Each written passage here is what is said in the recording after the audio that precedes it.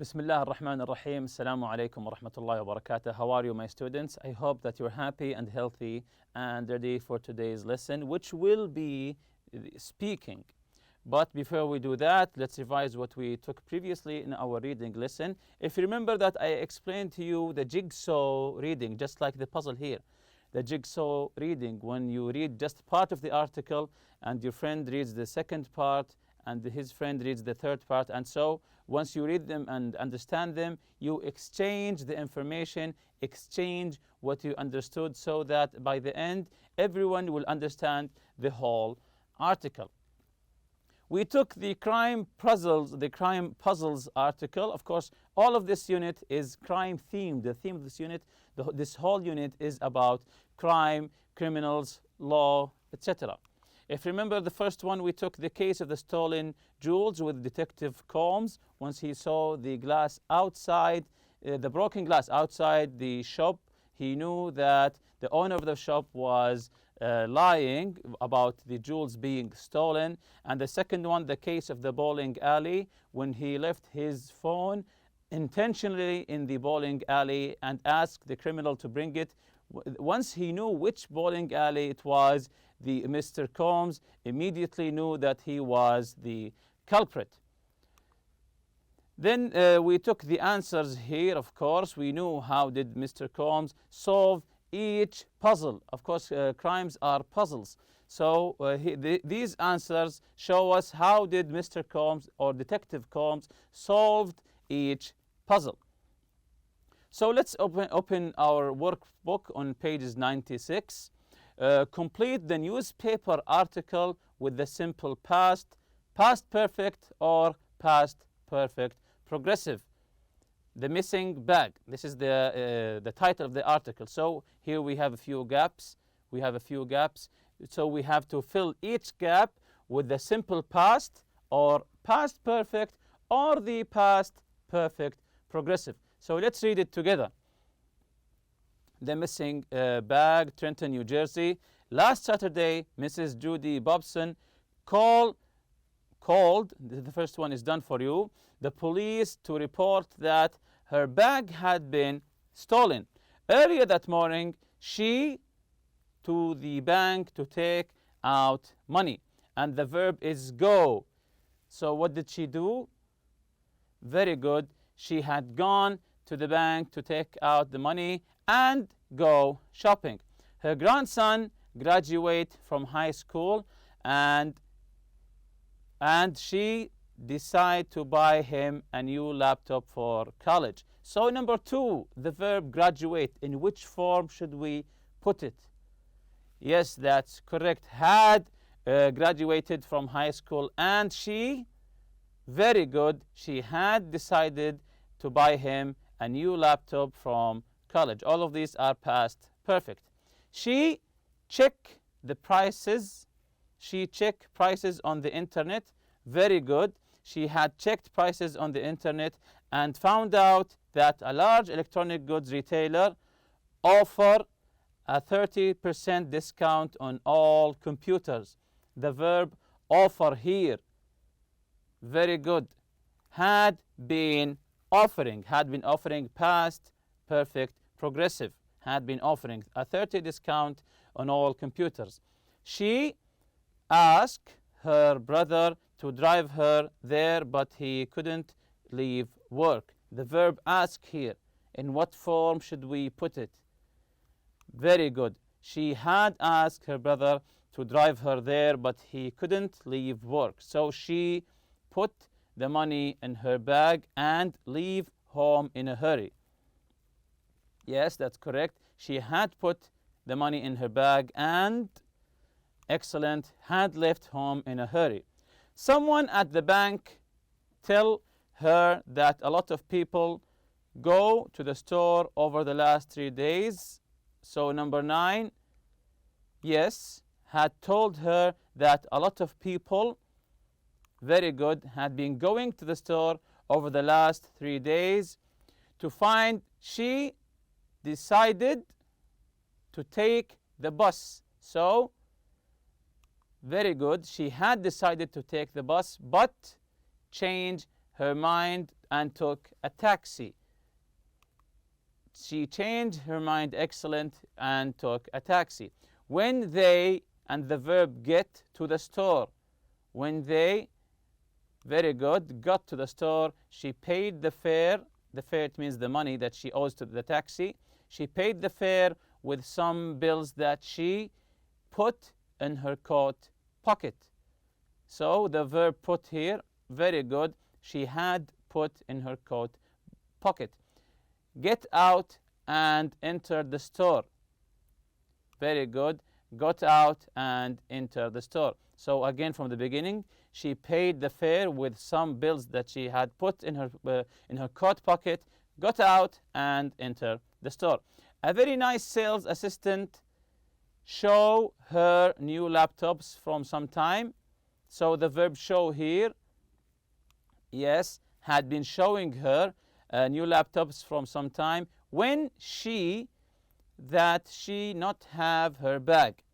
When she, the verb realize, yes, when she realized that she not, which means it's a negative with the verb have in her bag.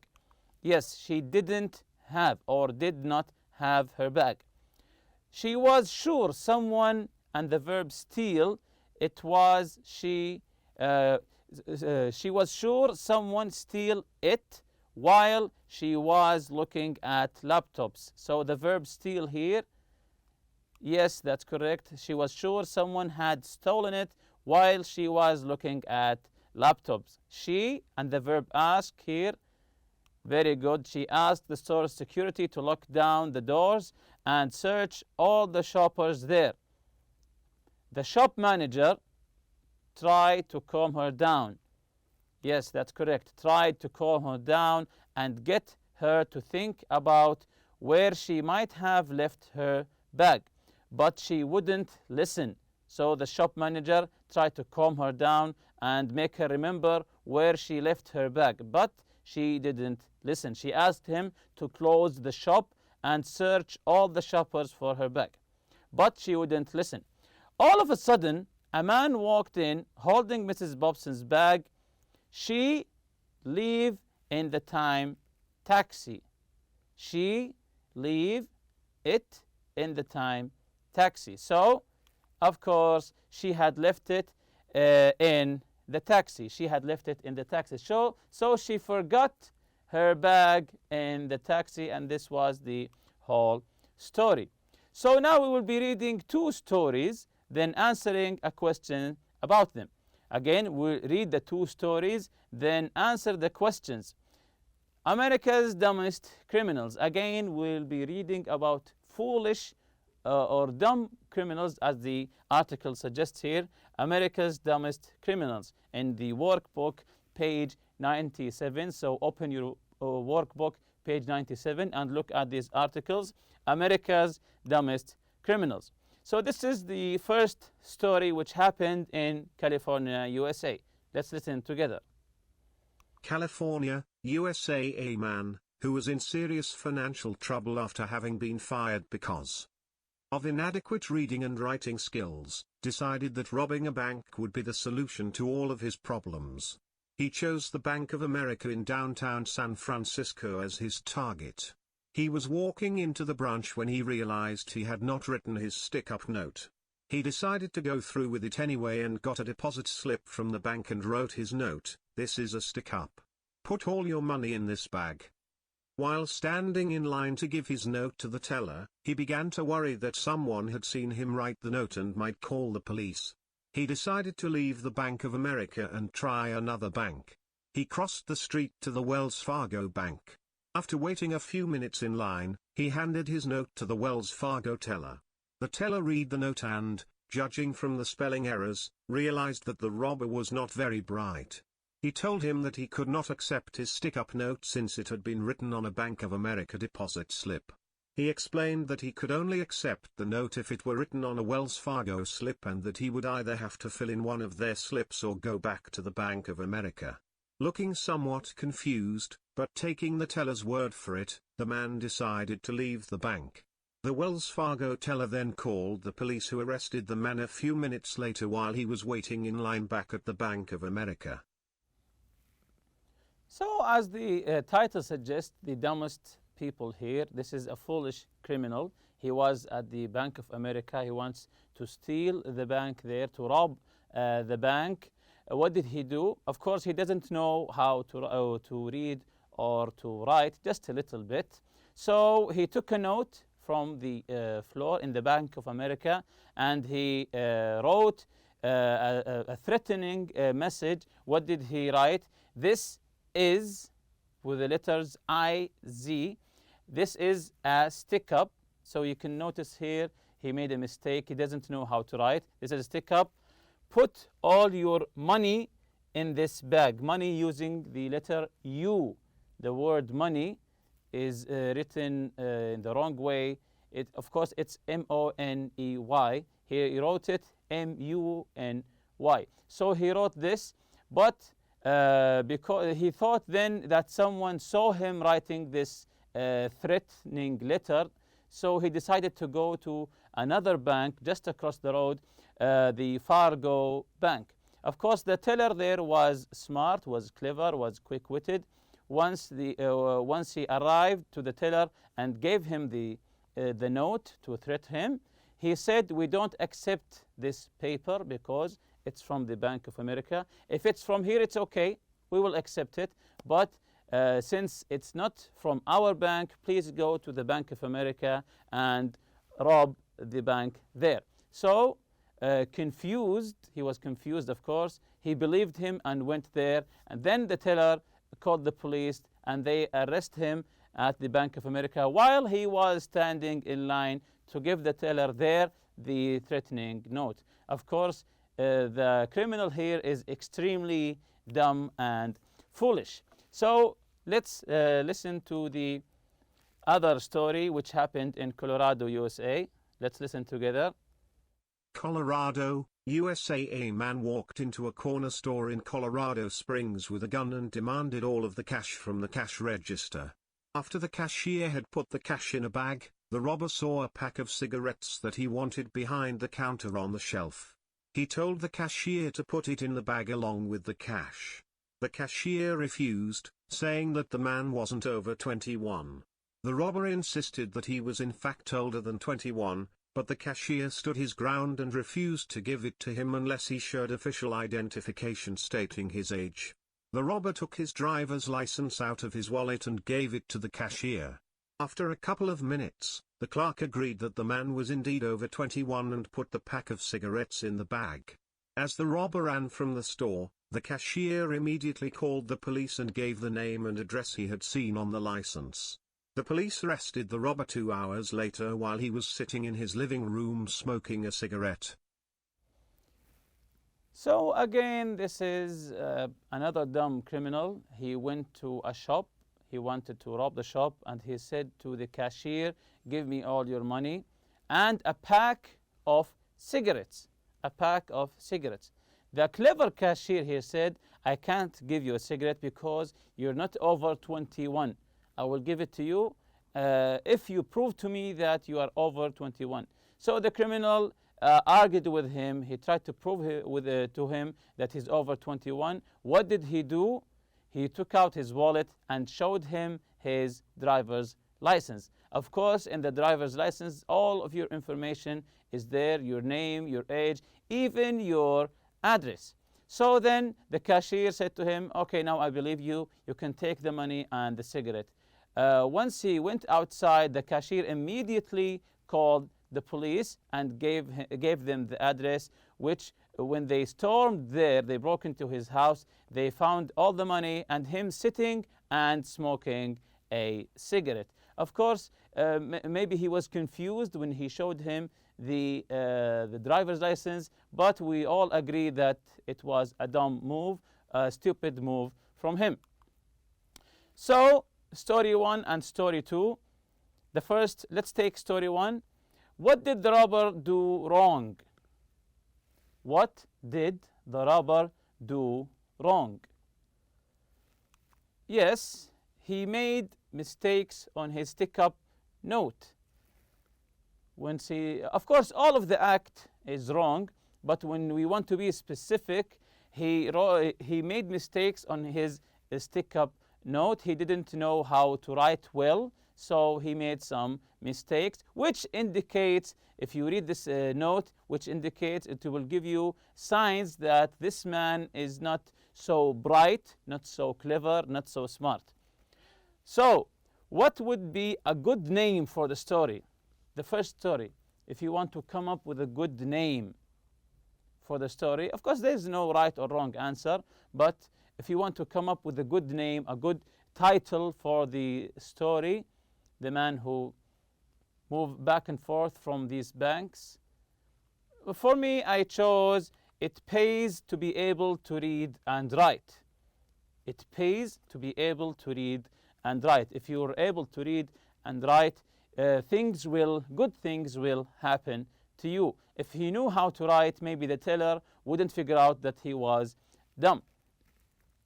Do you feel sorry for these criminals, and why? Do you feel sorry for him, the one who wanted to rob the banks? It's up to you. Of course, no. Of course, he shouldn't have tried to rob the bank. Do we feel sorry for him? No, he shouldn't have tried to rob the bank. You shouldn't feel sorry for anyone who's trying to rob any bank. The second story, what did the robber do wrong? The second story, the robber with the driver's license. What did he do wrong here? He showed the cashier his driver's license. He showed the cashier a little piece of paper with all his information, which was a big mistake. He showed the cashier his driver's license. What would be a good name for the story? The one with the license and the money and the cigarettes. What would be a good title for this story? What would be a good name for the story? I came up with Old Enough, but Not Smart Enough, because he wanted to show him the license to prove that he's over 21, that he's old enough to smoke cigarettes, but of course he's not smart enough. So this would be a good title, Old Enough, but Not Smart Enough. Of course, you can come up with your own idea. Do you feel sorry for these criminals, or why? No, he shouldn't have tried to rob the store. Of course, we don't feel sorry for anyone who's trying to rob any place. Reorder these sentences to create the story of a silly burglary, then answer the questions. Here we have 9 or 10 sentences. We will try to organize them, or let's say reorganize them, to make a correct chronologically story. So the first one, he was wearing a jacket that belonged to the man of the house, and his pockets were full of jewelry and candies that he had taken. Of course, we know that this is not a beginning of any story. The second sentence, outside the house, a bag was found with more items that had been stolen from the house. The third sentence, when the police came, they found the burglar asleep on the couch. The fourth sentence, when he was interviewed by the police, he claimed that he had bought the candies, but eventually admitted to having taken them from the house.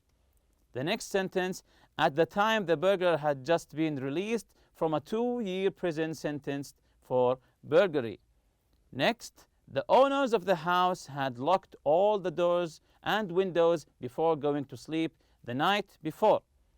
The next sentence, but when they woke up early the next morning, they heard noises coming from the living room. The next sentence, instead of checking the living room, they tiptoed into the kitchen and called the police. Here the word tiptoed. What's the meaning of tiptoeing?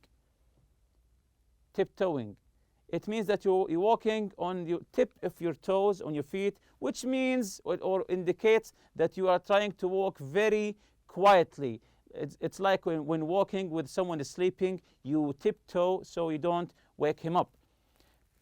Next sentence, on his way to the petrol car, the burglar apologized to the owners for falling asleep on their couch. The last sentence, he explained that he had been playing basketball all day and had got very tired. So now we have read all the sentences Can you tell me which is the first one? Which one do you see is the beginning for the story? Okay, so this is the first one. At the time, the burglar had just been released from a 2-year prison sentence burglary. Very good. What about the second one? How do we continue the story? How do we continue the story? This is the second one. The owners of the house had locked all the doors and windows before going to sleep the night before. So when he got out of prison, the owners of the house had locked the doors and the windows. So where's number 3 now? What's the third sentence? Very good. But when they woke up early in the next morning, they heard noises coming from the living room. They heard noises coming from the living room. What about number 4? Yes, so instead of checking the living room, they tiptoed into the kitchen and called the police. They woke up early in the morning. They heard some noises in the living room, so they tiptoed to the kitchen and called the police. Very good. What about number 5? Yes, when the police came, they found the burglar asleep on the couch. It was morning. When they came, they saw the burglar sleep on the couch. The 6th sentence. Yes, he was wearing a jacket that belonged to the man of the house, and his pockets were full of jewelry and candies that he had taken. Very good. Number 7. Let's continue. Excellent. When he was interviewed by the police, of course they caught him, and when he was interviewed by the police, he claimed that he had bought the candies.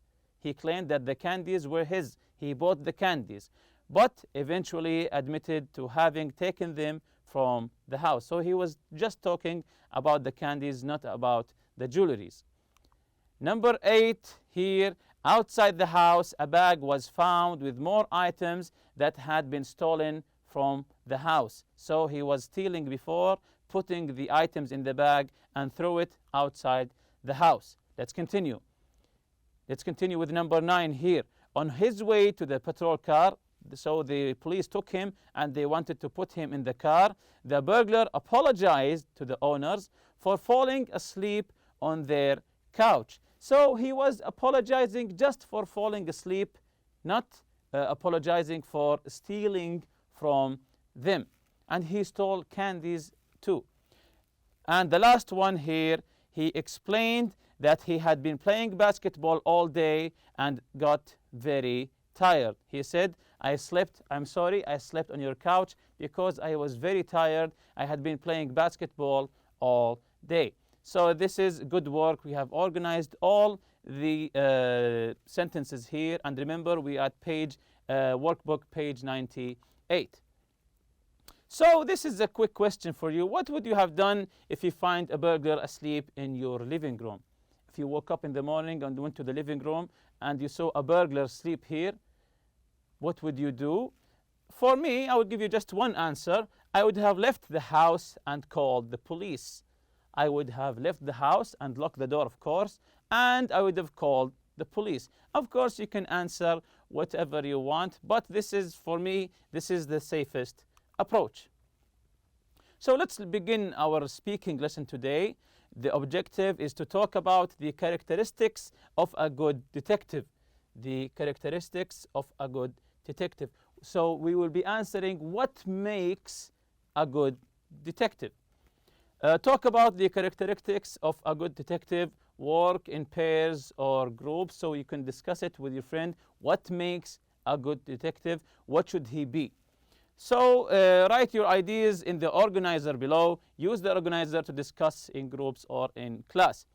Crimes that a detective investigates. Many crimes, you can say kidnapping, murder, burglary, theft. Any crime, of course, the detective will come and investigate. The characteristics needed to solve crimes. Of course, you have to be patient. You'd have to be patient and wait for the answer to come. Well-educated. You have to be well-educated so you wouldn't miss any information. You would have to be smart, aware of his surroundings. So you have to be aware of the things that are happening around you, and of course you have to be courageous and brave. Do I have these characteristics? Of course, each one will answer to his own opinion or view of himself. And with that, we reach to the end of the lesson. Thank you for listening. See you next lesson, inshallah. سبحانك اللهم وبحمدك أشهد أن لا إله إلا أنت أستغفرك وأتوب إليك. السلام عليكم.